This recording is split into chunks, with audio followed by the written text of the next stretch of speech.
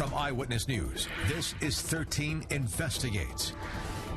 You know, we're seeing more and more attack ads in the Senate race between Evan Bayh and Todd Young. 13 Investigates has already examined some of Young's attacks against Bayh. So tonight we're going to take a closer look at Bayh's allegations against Young.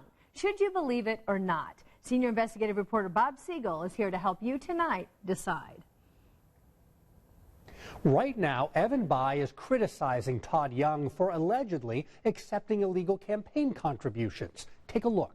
The file on Todd Young. The federal government found Young took $94,000 in illegal campaign contributions, widespread violations of campaign finance laws. Young was forced to pay a nearly $20,000 fine for illegal contributions.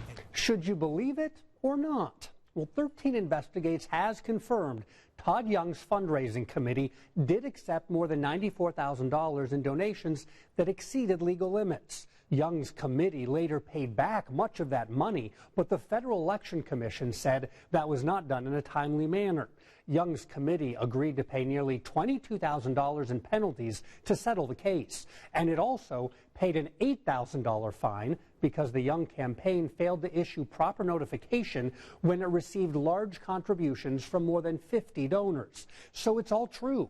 Young taking $94,000 in illegal campaign contributions gets a green light. The $20,000 fine, green light. Widespread campaign finance violations, green light. Even though Young technically broke only 2 campaign finance laws, there were dozens of violations, so it's not a stretch to call that widespread. Now that said, Evan Bayh's attack ad left out some information that should make you slow down. While Todd Young accepted illegal campaign contributions, so did Evan Bayh. 13 Investigates found on multiple occasions the Federal Election Commission flagged Bayh's fundraising committee for also accepting donations that exceeded legal limits. So pointing your finger at your opponent for doing something that you did too, well, that is cause for a yellow light. And what about this claim against Todd Young? Young used his government credit card to charge taxpayers $150,000 lump sum payments to hide where and when he travels. Believe it or not? Well, we don't, and here's why.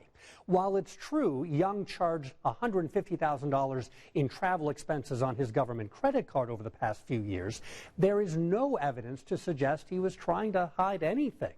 House members routinely use their government credit cards for their Congress-related travel expenses. And when we looked at that travel for other members of Congress, we found most report their expenses the same way Todd Young reported his.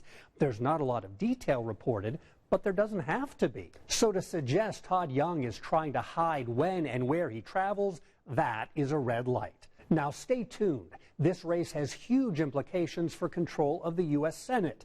The 2 candidates will debate each other Tuesday night. We'll be there fact-checking their statements there as well.